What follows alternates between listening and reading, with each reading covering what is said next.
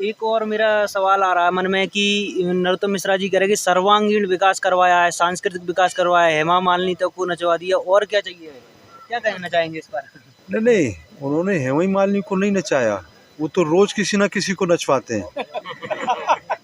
अच्छा, नरोत्तम मिश्रा जी कह रहे हैं कि जब मैं विधायक बना था दतिया में कुछ नहीं था। पानी के लिए, रोड के लिए आंदोलन होते थे। मैं विधायक बना, मंत्री बना, यहाँ पे सड़कें बन गई, पानी की समस्या दूर हो गई, मेडिकल कॉलेज बनवा दिया, और क्या चाहिए?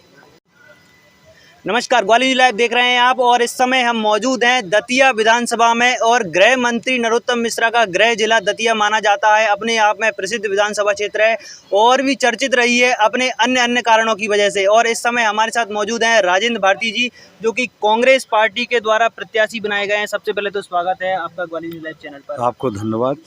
भाई साहब, क्षेत्र में घूम रहे हैं, क्या माहौल लग रहा है इस समय? स्थिति क्या लग रही है? आप तो पुराने नेता हैं, जमीन से जुड़े हुए हैं, लगातार संघर्ष भी कर रहे हैं, क्या लग रहा है इस माहौल से? देखिए, पूरे मध्य प्रदेश के साथ ही दतिया जिले में भी कांग्रेस के पक्ष में माहौल है, और इस बार हम दतिया जिले की तीनों विधानसभा सीट जीतेंगे और मध्य प्रदेश में कांग्रेस की सरकार बनाएंगे।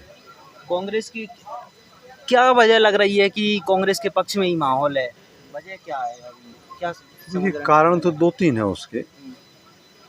एक तो पिछले 18-20 साल का बीजेपी का भ्रष्ट कार्यकाल, जिसमें घोटालों के अलावा और भ्रष्टाचार और बेईमानी के अलावा कहीं कुछ हुआ नहीं है।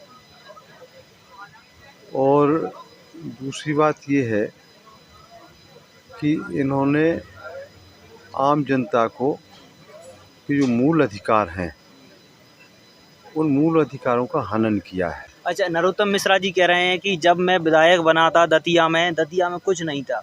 पानी के लिए, रोड के लिए आंदोलन होते थे। मैं विधायक बना, मंत्री बना, यहाँ पे सड़कें बन गई, पानी की समस्या दूर हो गई, मेडिकल कॉलेज बनवा दिया, और क्या चाहिए?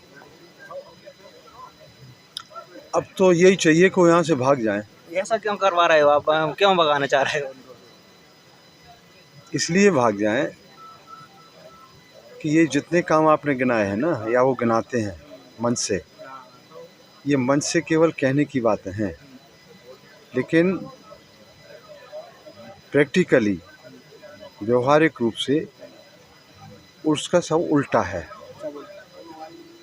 दतिया के ये सारे लोग बैठे हैं, बहुत से कम उम्र के लोग भी हैं और ज़्यादा उम्र के भी लोग हैं। दतिया ज़िले में वो सब कुछ था जो उनके डबरा में नहीं था, जहाँ से वो विधायक और मंत्री रहे। वो सब कुछ दतिया में पहले ही से था। शिक्षा, कॉलेज, स्कूल, स्वास्थ्य, अस्पताल, आपके सड़क, पानी, बिजली, ये सब पहले से रही है। स्टेडियम, खेल के लिए स्टेडियम, मेडिकल कॉलेज, वो गलत बोलते हैं। मेडिकल कॉलेज 21 फरवरी 2014 में भारत सरकार का एक पत्र है। उस समय गुलाम नबी आज़ाद स्वास्थ्य मंत्री थे। 158 करोड़ रुपए केंद्र सरकार ने आवंटित किए थे। तो वो केंद्र सरकार की और कांग्रेस की देन है, उनकी देन नहीं है। हाँ, उन्होंने इसमें निर्माण कार्य में, खरीदी में भ्रष्टाचार बहुत किया है, और ये तो केंद्र का था, तो केंद्र ने अपना सब मंजूर किया, पैसा दिया। राज्य सरकार का काम होता है स्टाफ देना और उपकरण उपलब्ध कराना। वो आज तक नहीं दे पाया, स्टाफ आज तक नहीं है, आज तक जो है विशेषज्ञ डॉक्टर नहीं है, जो मशीनें हैं उनको चलाने वाला स्पेशलिस्ट नहीं है। मेडिकल कॉलेज के अंदर आज भी आप चले जाइए तो मेडिकल कॉलेज के अंदर लोग रेफर झांसी और ग्वालियर के लिए किए जाते हैं। उस तरफ नाम मात्र की बिल्डिंग बना रखी है। भाई, बिल्डिंग देखिए, दो चीज़ों में बड़ा कमीशन मिलता है। एक तो खरीदी जो होती है उसमें बहुत कमीशन मिलता है, एक निर्माण कार्य जो होते हैं उसमें कमीशन बहुत मिलता है। तो कमीशन खोरी के लिए ये सब हुआ है। अच्छा, एक और राजन भारती जी, मेरा सवाल है कि अभी दतिया की जनता आपको विधायक के रूप में चुने या नरोत्तम मिश्रा को विधायक के रूप में चुने, दो उनके पास ऑप्शन है। नरोत्तम मिश्रा की बात करें तो गृह मंत्री है और बड़े नेता माने जाते हैं, क्योंकि अगर दतिया के लिए अगर नरोत्तम मिश्रा गृह मंत्री बनेंगे तो दतिया के लोगों के आसानी से काम हो जाएंगे। फिर अगर आपको क्यों चुने, क्या ऐसी खूबियाँ हैं, क्या वजह है कि आपको जनता एक विधायक के रूप में अपना चुने, नेता चुने अपना? देखिए, सबसे पहले आपने काम की बात कही कि काम हो जाएंगे, तो जितने लोग उनके साथ रहते हैं,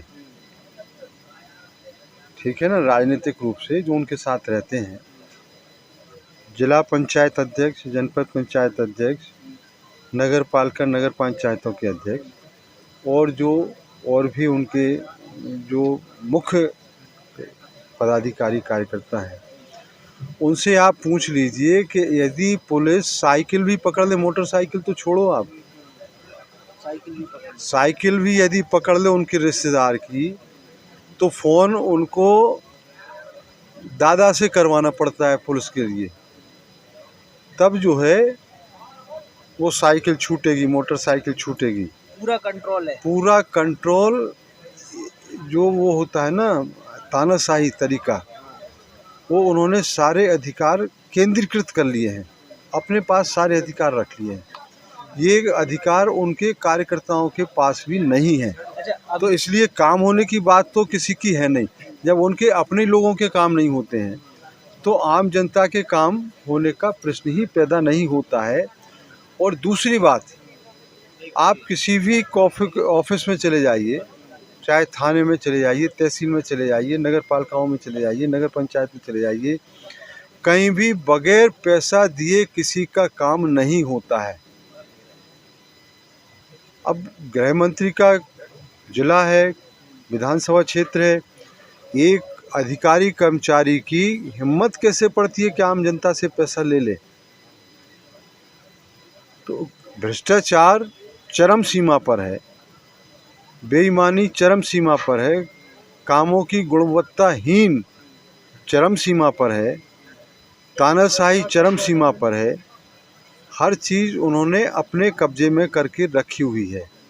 परिवार, उनके परिवार का एकाधिकार है। अब बिजनेस पर भी उनका एकाधिकार हो गया है। यहाँ ज़मीन, मकान, प्लॉट, दुकान, सारी चीज़ों पर उनका आम आदमी का सुरक्षित नहीं है। अच्छा, भारती जी, एक और मेरा सवाल है। अभी मेरी अवधेश नायक जी से कुछ दिनों पहले बात हुई थी, तो उन्होंने कहा कि झूठे मुकदमे लगवा दिए गए हमारे ऊपर, और कांग्रेस पार्टी के कई अन्य लोगों के ऊपर भी झूठे मुकदमे लगाए। लेकिन नरोत्तम मिश्रा जी की मैं एक वीडियो देख रहा था, उनसे तो बातचीत नहीं हुई, लेकिन वो कह रहे थे कि ये परंपरा कांग्रेस ने ही शुरू करी जब कांग्रेस का 15 महीने का शासन आया था, क्योंकि उससे पहले तो कभी मेरे ऊपर इस तरह के आरोप नहीं लगे। लेकिन ऐसा उन्होंने ही, कांग्रेस वालों ने ये परंपरा शुरुआत करी है। पुलिस का दुरुपयोग की आप बात कर रहे थे। देखिए, पुलिस का दुरुपयोग कांग्रेस ने कभी नहीं किया। पुलिस के जो अधिकार हैं वो पुलिस के पास रहे, या जो भी अधिकारी कर्मचारियों के अधिकार हैं सर्विस रूल्स के अंतर्गत, वो सब उनके पास रहे। कभी कांग्रेस के लोगों का इंटरफियर, हस्तक्षेप नहीं रहा शासन प्रशासन में। जो जायज़ काम होते हैं वो काम हो जाते हैं। अच्छा, एक और मेरा प्रश्न है कि शुरुआत में दतिया विधानसभा में अवधेश नायक जी का टिकट हुआ था, काफ़ी चर्चाएं सुर्खियों में रही दतिया विधानसभा, आपकी तरफ से भी प्रतिरोध आया, लेकिन अंतोगत्वा टिकट बदल दिया गया। अब ये क्या कुछ घटनाक्रम हुआ, इसके ऊपर क्या कहना चाहेंगे आप? देखिए, कांग्रेस पार्टी एक लोकतांत्रिक पार्टी है। टिकट मांगने की प्रतिस्पर्धा होती है, तो बहुत सारे लोगों ने तीनों विधानसभा क्षेत्रों में टिकट मांगते हैं। लेकिन आप तो बीजेपी के अंदर देखिए ना कि कोई टिकट मांगने की हिम्मत ही नहीं कर पाया। उनके यहाँ लोकतंत्र है ही नहीं। उनके यहाँ तो राजशाही है, पुरानी राजशाही जो होती है दतिया जिले के अंदर। हाँ, तो उनके यहाँ तो कोई टिकट ही नहीं मांग पाया।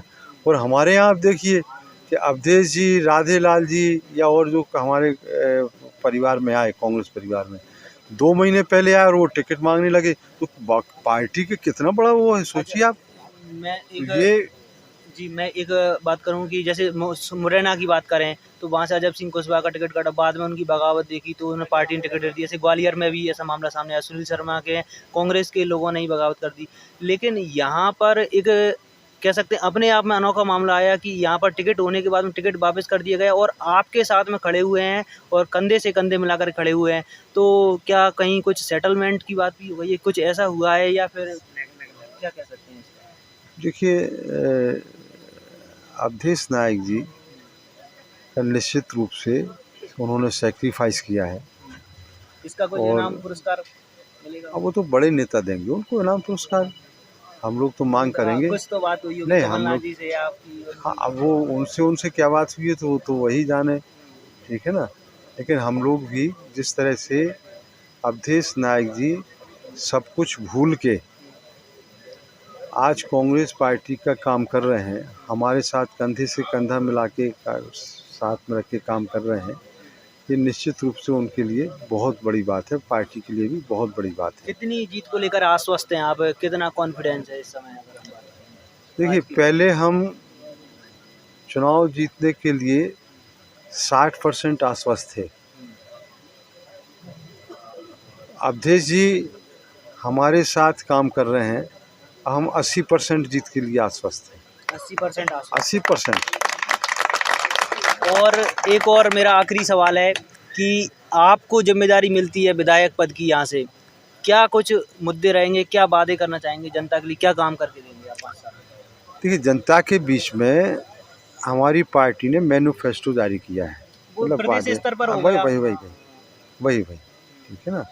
तो प्रदेश स्तर पर भी बहुत सारे मुद्दे ऐसे होते हैं मैनिफेस्टो में जो प्रदेश से जातीय जल बाहर थोड़ी है, तो जो वो वहाँ पूरे प्रदेश सुनिए आप, पूरे प्रदेश में जो लागू होगा वो दतिया जिला में भी लागू होगा। अब कुछ मुद्दे स्थानीय होते हैं, जो स्थानीय समस्याएं होती हैं, स्थानीय मुद्दे होते हैं।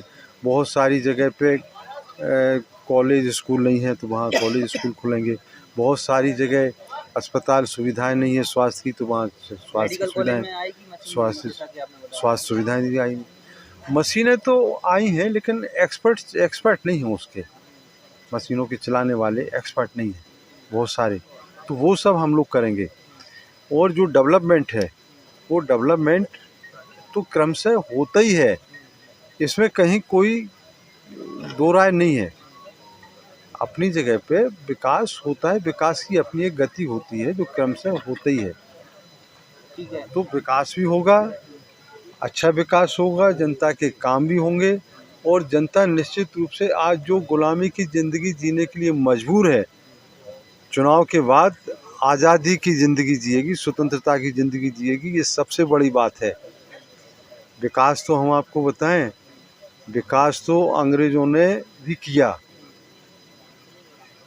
उनकी आज भी कानून बनाए हुए आज भी इस देश में चल रहे हैं। अच्छा, एक और मेरा सवाल आ रहा है मन में कि नरोत्तम मिश्रा जी कह रहे हैं कि सर्वांगीण विकास करवाया है, सांस्कृतिक विकास करवाया है, हेमा मालिनी तक को नचवा दिया, और क्या चाहिए? क्या कहना चाहेंगे इस पर?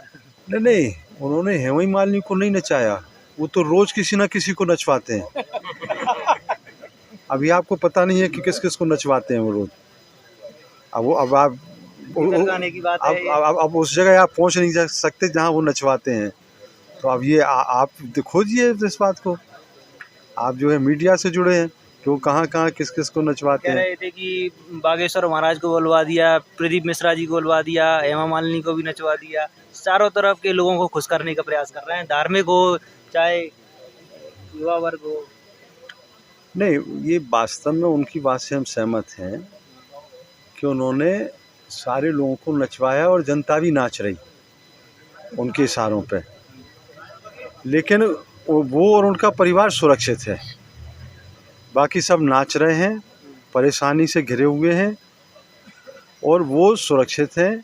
उन्होंने अपना सब कुछ लूट के रख लिया है, जिस तरह से इस देश को अंग्रेज़ों ने लूटा था उसी तरह से दतिया को उनके परिवार ने और उन्होंने लूटा है। तो बहुत बहुत धन्यवाद आपका समय देने के लिए चुनावी कार्यक्रम में व्यस्तता के बीच में। धन्यवाद आपको। ये हमारे साथ मौजूद थे राजेंद्र भारती जी और कांग्रेस पार्टी के प्रत्याशी हैं। और हमारी इस खास चर्चा के बारे में आपका क्या सोचना, आप अपनी राय कमेंट बॉक्स में जरूर लिखें। और आप दतिया के निवासी हैं तो आप बताइए क्या कुछ मुद्दे रहने वाले हैं और कौन हो सकता है दतिया विधानसभा क्षेत्र से योग्य उम्मीदवार दतिया के जिले के लिए, दतिया विधानसभा के लिए। बने रहें ग्वालियर लाइव पर और न्यूज़ संबंधित अपडेट्स के लिए। धन्यवाद।